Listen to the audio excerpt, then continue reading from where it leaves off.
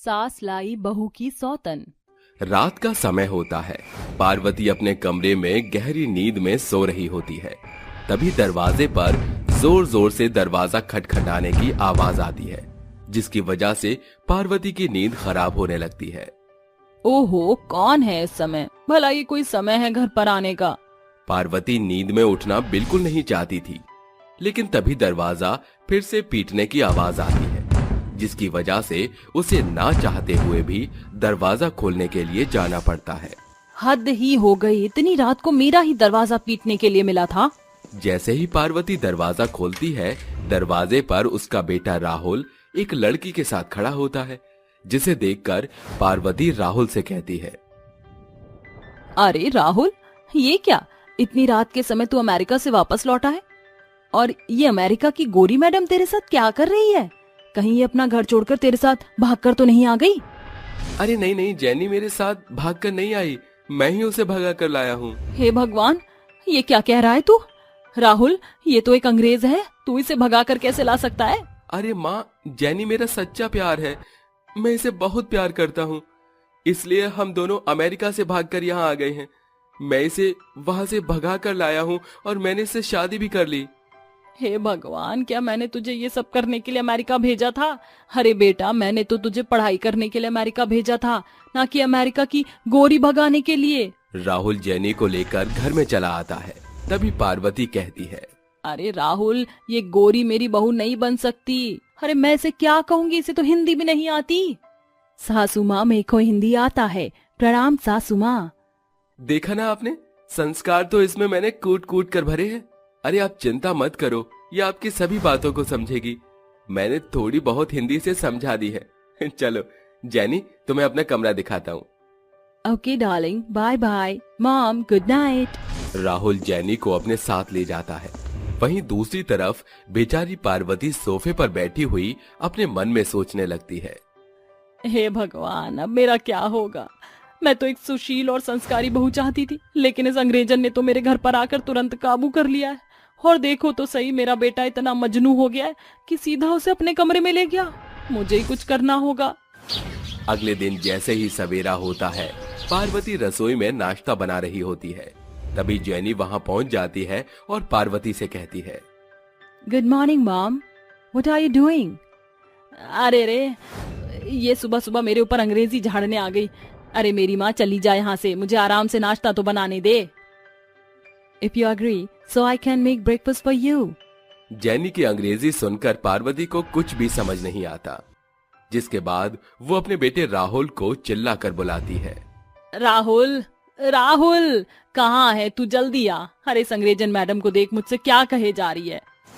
तभी राहुल अपनी माँ पार्वती की आवाज सुनकर उसके पास पहुंच जाता है और उससे कहता है, अरे माँ, क्या हुआ? चिल्ला क्यों रही हो? तेरी अंग्रेजन बहू मुझे यहाँ खाना बनाने ही नहीं दे रही है। जा जल्दी से इसे ले जा, नहीं तो मैं इसका कत्ल ही कर दूंगी। रिलैक्स माँ, मैं अभी जेनी को यहाँ से ले जाता हूँ। Come Jenny, mom is making breakfast right now, don't disturb my mom, and we have some time now, so we both can take shower. हाँ ओके डार्लिंग। राहुल जेनी को अपने साथ ले जाता है, जिसके बाद पार्वती अपने आप से कहती है, बहुत हुआ, मैं इसे अपने घर में और सहन नहीं कर सकती। नाश्ता बनाने के बाद पार्वती अपने घर अपनी दोस्त गायत्री की बेटी राधा को बुलाती है और उसे समझाती है, अरे बेटी, अब तुझे क्या बताऊं, मेरे बेटे के ऊपर इस अंग्रेजन चुड़ैल ने काबू कर रखा है। ये यहाँ मेरे बेटे की प्रॉपर्टी को हड़पने के लिए आई है। तू मेरा एक काम कर दे और इस अंग्रेजन मैडम से मेरे बेटे को दूर कर दे। तू अपने जाल में मेरे बेटे को फंसा ले, उसके बाद तुम दोनों की शादी कर दूंगी और तू मेरी बहू बन जाइयो। आप चिंता मत कीजिए, मैं राहुल जी को इस अंग्रेजन औरत के हाथ में फंसने नहीं दूंगी। उस दिन के बाद से राधा पार्वती के घर में ही रहने लगती है। जब भी राहुल अकेला होता या कुछ काम कर रहा होता तो राधा उसके पास चली जाती, लेकिन इस बात से जेनी को कोई फर्क नहीं पड़ता, क्योंकि अमेरिका में ये सब नॉर्मल होता है। एक दिन रात के समय राहुल छत पर टहल रहा था। तभी राधा भी छत पर पहुंच जाती है और उसे अपनी मीठी चुपड़ी बातों में फंसाने लगती है। देखिए ना, हमारा इंडिया कितना अच्छा है, सबके अंदर इतने प्रेम और भावना होती है। वहीं ये अमेरिका वाले लोग, इन्हें तो रिश्तों के बारे में कुछ पता ही नहीं होता, निभाना तो बहुत दूर की बात है।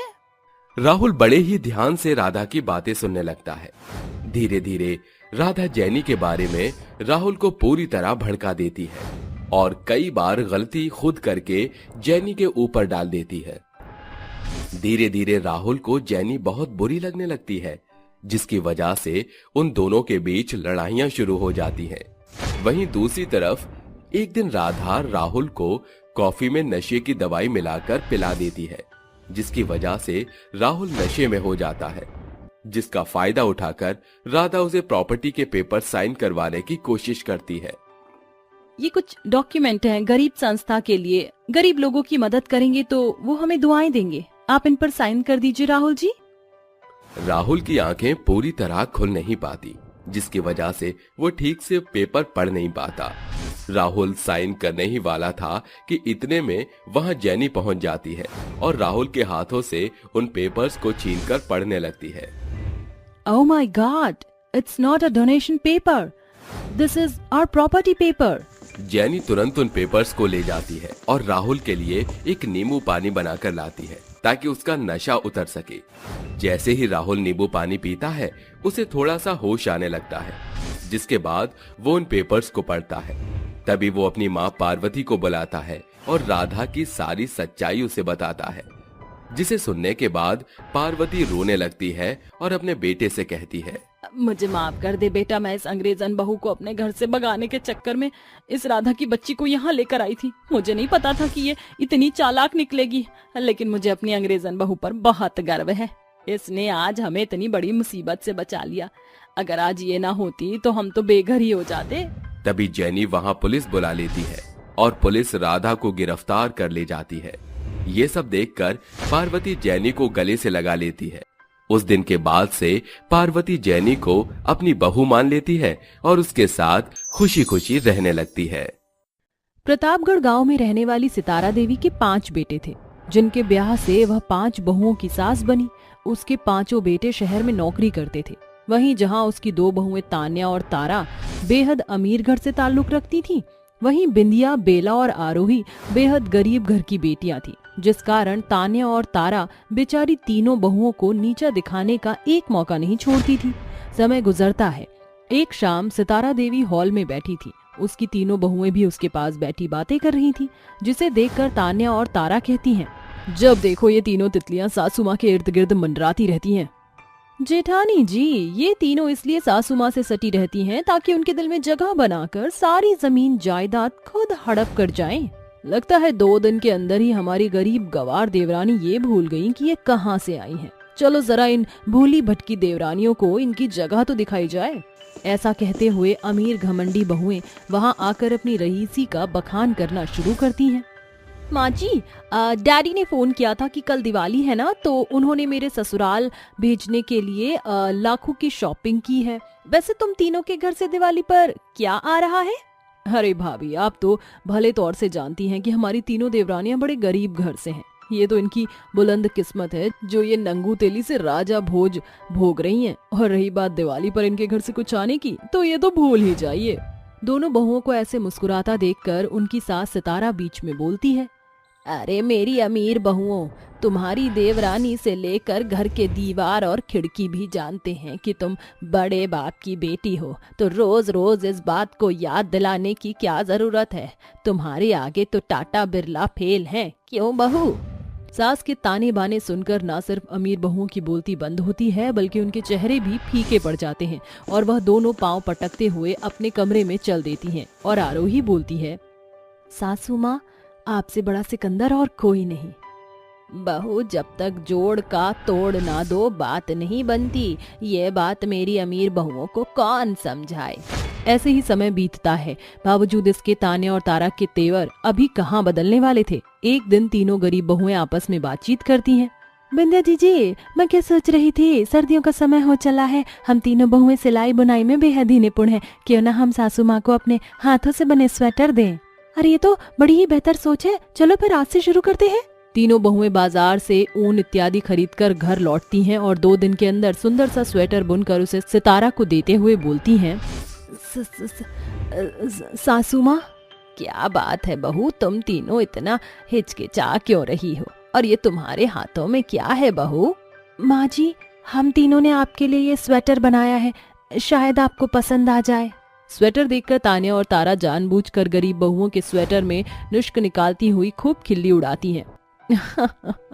माँ जी, मेरी मानिए तो इस स्वेटर को मत पहनिए, जाने किस सस्ते ऊन से बुना हुआ है, ये स्वेटर कहीं खाज खुजली ना लग जाए। बात तो एकदम खरी है, अब इन गरीब बहुओं के लिए महंगे मॉल से कपड़े लत्ते खरीदना तो औकात से बाहर है, तो ये बुनेंगी बेचारी। जेठानी जी, तोहफे की कीमत उसके महंगे मोल से नहीं बल्कि दल से होती है। हाँ, अब तुम गरीब बहुओं के बस की और कुछ नहीं है तो भाषण ही दोगी। समय गुजरता जाता है, फिर एक रोज सितारा देवी पर दुखों का पहाड़ टूट जाता है जब उसे पता चलता है कि जिस कंपनी में उसके 5 बेटे कार्यरत थे वहाँ भीषण आग लग जाती है, जिसमें उसके 5 बेटे मौत का कौर बन जाते हैं। ऐसे में घर में बदहाली छा जाती है, जिसे देखकर अमीर बहुएं अपने मायके रवाना हो जाती हैं और बच जाती हैं 3 गरीब बहुएं। जीजी, घर की दशा तो बड़ी दुर्बल हो गई है, घर चलाने के लिए कुछ तो करना होगा। हम तीनों बहुओं को कपड़े सिलना आता है, हमारे पास पहले से ही सिलाई मशीन मौजूद है, क्यों ना हम लोगों के कपड़े लत्ते सिलें, जो 4 पैसे आएंगे उससे घर का चूल्हा तो उदास ना पड़ेगा। हाँ, इस बहाने सिलाई में हम बहुओं का हाथ भी साफ हो जाएगा। तीनों बहुएं आसपास के सभी गांव में जाकर कपड़ों की सिलाई के बारे में बताती हैं। अगले दिन दूसरे गांव से आई हुई गोमती उनका किवाड़ खटखटाती है। कोई है भीतर बहुरिया? जी काकी, कहिए। जयराम जी की बहुरिया, वो मंदा हमरी सखी है, वो बताई रही कि तुम तीनों दर्जी हो। हाँ काकी, एकदम सही सुना है आपने, हम तीनों दर्जी बहुएं हैं, बड़े ही कम दाम में कपड़े सिलती हैं। ये लो, कुल मिलाकर 1 दर्जन ब्लाउज का कपड़ा है, कब तक सिल दोगी? बेहतर होगा जो 2 दिन ना देती, छठ पर्व है ना। फिक्र मत करिए काकी, 2 दिन में आपको 12 के 12 ब्लाउज मिल जाएंगे। तीनों दर्जी बहुएं साझेदारी से देर रात तक नींद गवाकर 2 दिन की बजाय 1 दिन में ही उन ब्लाउजों को तैयार करके गोमती के घर पहुंचा आती हैं। गरीब दर्जी बहुओं की सिलाई का कम दाम सुनकर दूर दराज के गांव से भी औरतें उनके गांव में आया करती थीं। वहीं बाजार के एक बड़े कपड़ों के व्यापारी, जिसका नाम आनंद था, वह भी दर्जी बहुओं के घर दस्तक देता है। जी, आप कौन? अजी, मेरा नाम आनंद है, बाजार का मशहूर कपड़ा व्यापारी हूँ। आपको कौन नहीं जानता, कहिए हम गरीब दर्जी बहुओं के घर कैसे आना हुआ? जी, आजकल गांव से लेकर बाजार तक आप तीनों दर्जी बहुओं के सिले कपड़ों की बढ़ाई चल रही है। मैं चाहता हूं कि आप दर्जी बहुएं दुल्हनों के लहंगे सिलें। आपका काम बेहतर है और मेरा कारोबार, अगर हम दोनों मिल जाएंगे तो बहुत बड़ी बुलंदी हासिल कर लेंगे। हम तीनों समझी नहीं। मैं रोजाना आप दर्जी बहुओं को लहंगे का कपड़ा दूंगा। आप तीनों दर्जी बहुओं को लहंगा 1 दिन में तैयार करना होगा। बदले में एक लहंगा सिलने का दाम 4 से 5 हजार होगा।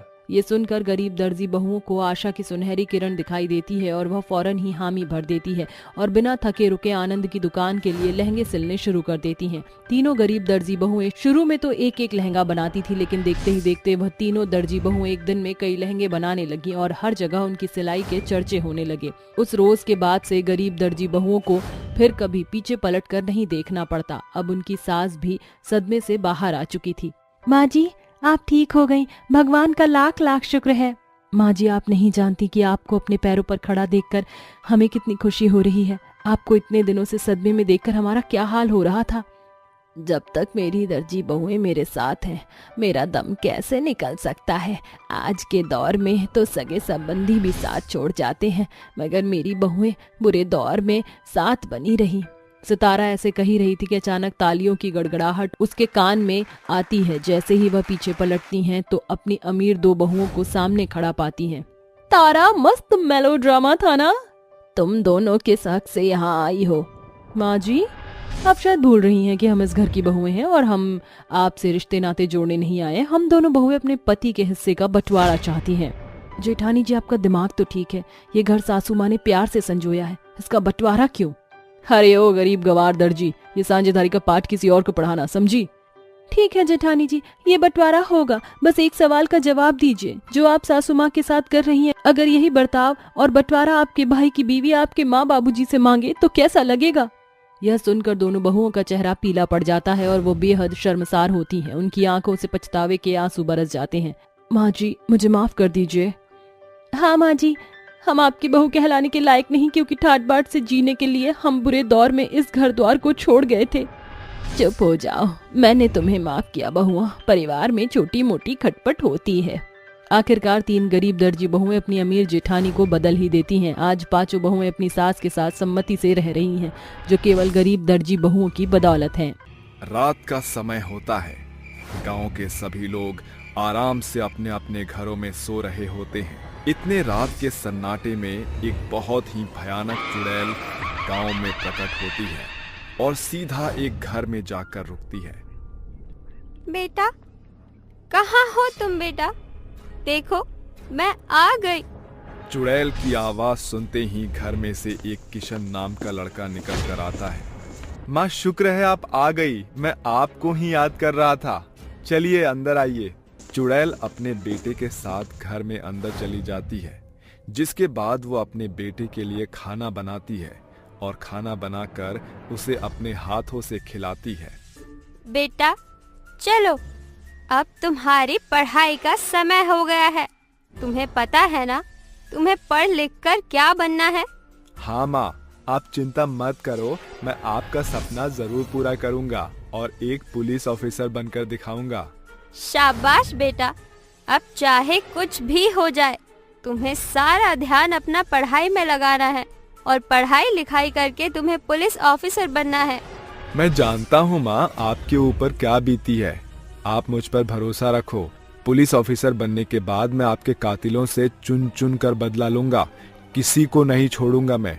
अपने बेटे के मुंह से ये बातें सुनकर चुड़ैल बहुत खुश होती है, जिसके बाद वो अपने बेटे को पढ़ाना शुरू करती है। आखिर उस चुड़ैल के साथ ऐसा क्या हुआ था जिसके कारण से वो वर्षों पहले मर चुकी थी और मरने के बाद भी अपने बेटे को पढ़ाने आती थी? आखिर उसकी मौत किस वजह से हुई थी? चलिए पता करते हैं इस कहानी में। चलिए थोड़ा पीछे चलते हैं। पलवल के एक छोटे से गांव में एक ममता नाम की औरत अपने बेटे किशन के साथ रहती थी। ममता बहुत गरीब थी। एक दुर्घटना के चलते उसके पति की मृत्यु हो गई थी, जिसके बाद वो बहुत ही मुश्किल से अपना और अपने बेटे का पेट पाल रही थी। वो दिन रात मेहनत करके अपने बेटे किशन को स्कूल भेजा करती थी।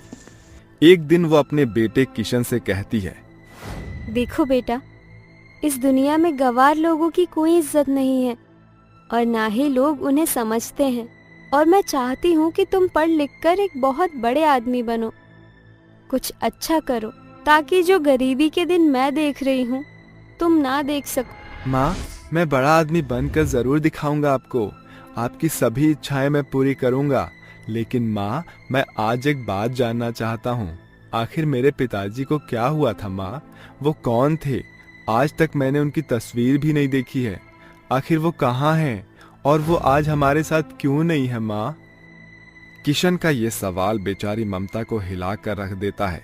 ममता ने कई सालों तक अपने बेटे से ये बात छुपा कर रखी थी और इस बार ना चाहते हुए भी उसे अपने बेटे किशन को पूरी हकीकत के बारे में बताना पड़ता है। उस दिन तुम्हारे पिताजी तुम्हारे पहले जन्मदिन पर तुमसे मिलने आ रहे थे।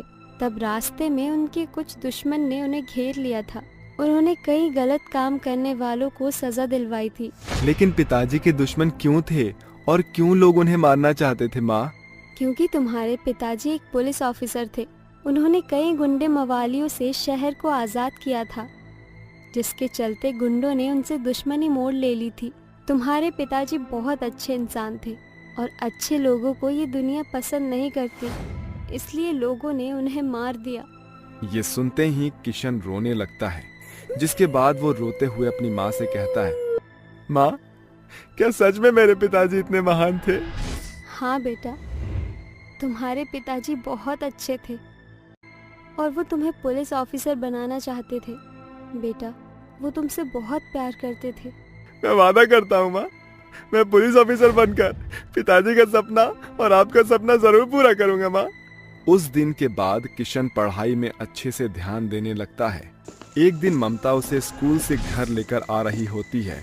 तभी रास्ते में उसके पति के कुछ दुश्मन उसे देख लेते हैं। अरे जरा देखो तो सही, ये तो गोवर्धन की पत्नी और बेटा है। अरे ये तो अभी तक जिंदा है, हमें इन्हें मार देना चाहिए। वे गुंडे ऐसा सोचकर किसी तरह रात के समय ममता के घर पहुंच जाते हैं और ममता का तकिए से मुंह दबाकर उसे मार देते हैं। ये सब किशन देख लेता है और वो कुछ नहीं कर पाता, जिसके बाद वो अपनी जान बचाकर वहां से भाग जाता है। गुंडे उसे ढूंढने की बहुत कोशिश करते हैं, लेकिन किशन उनके हाथ नहीं लगता। माँ कहाँ हो आप? उन गुंडों ने आपको भी मार दिया माँ। पहले पिताजी को मारा, उसके बाद आपको भी मुझसे छीन लिया माँ। माँ कहाँ हो आप माँ? माँ। किशन अपनी माँ को याद कर रहा होता है, तभी उसकी माँ चुड़ैल बनकर उसके सामने प्रकट होती है। मैं यहाँ हूँ बेटा, हमेशा तुम्हारे पास। माँ, मैं उन गुंडों को नहीं छोड़ूंगा माँ। मैं उनमें से किसी को भी नहीं छोड़ूंगा। मैं सबको मार डालूंगा माँ, मैं सबको मार डालूंगा। सब्र से काम लो बेटा, उन्होंने तुम्हारे पिताजी को भी मार दिया और मुझे भी मार दिया। अब तुम पहले हमारा पुलिस ऑफिसर बनने का सपना पूरा करो, जिसके चलते तुम उन्हें आराम से मार सकते हो। उस दिन से चुड़ैल अपने बेटे किशन को पढ़ाना शुरू कर देती है। देखते ही देखते किशन काफी बड़ा हो जाता है और कड़ी मेहनत करने के बाद वो एक दिन पुलिस ऑफिसर बन जाता है, जिसके बाद वो एक एक करके उन सभी गुंडों से अपनी माँ और अपने पिताजी की मौत का बदला लेता है। तुम दोनों ने मेरी माँ को मार दिया, मेरे पिताजी को मार दिया, मैं तुम दोनों को नहीं छोड़ूंगा। हम तुम्हारे आगे हाथ जोड़ते हैं, हमें छोड़ दो, हमसे बहुत बड़ी भूल हो गई। दुश्मनी के चलते हमने तुम्हारे माता पिता को मार दिया। तुम्हें छोड़ दूं? तुम्हें कैसे छोड़ दूं? तुमने मेरे निर्दोष माँ बाप को मार दिया, आखिर उनकी गलती क्या थी? तुम्हें तो मैं कभी नहीं छोड़ूंगा। छोड़ दो हमें, छोड़ दो, हमसे बहुत बड़ी गलती हो गई है। आइंदा से हम ऐसी गलती कभी भी किसी के साथ नहीं करेंगे। हमें अपनी गलती का पछतावा है, हमें छोड़ दो। नहीं छोड़ूंगा, इस दिन का मौका मैं कब से देख रहा हूँ। जाओ भागो, कितना भाग सकते हो तुम दोनों, अपनी जान बचाकर भाग जाओ। कालिया और राकेश दोनों भागने लगते हैं। उनको भागता हुआ देखकर किशन उनके पीछे पीछे चलता है, जिसके बाद वो उन दोनों का एनकाउंटर कर देता है। उन दोनों को मारकर वो बहुत खुश होता है, जिसके बाद वो रोते हुए अपनी माँ को याद करने लगता है। माँ कहाँ हो आप? मुझे आपकी बहुत याद आ रही है माँ। देखो, मैंने आपके और पिताजी के मौत का बदला ले लिया माँ।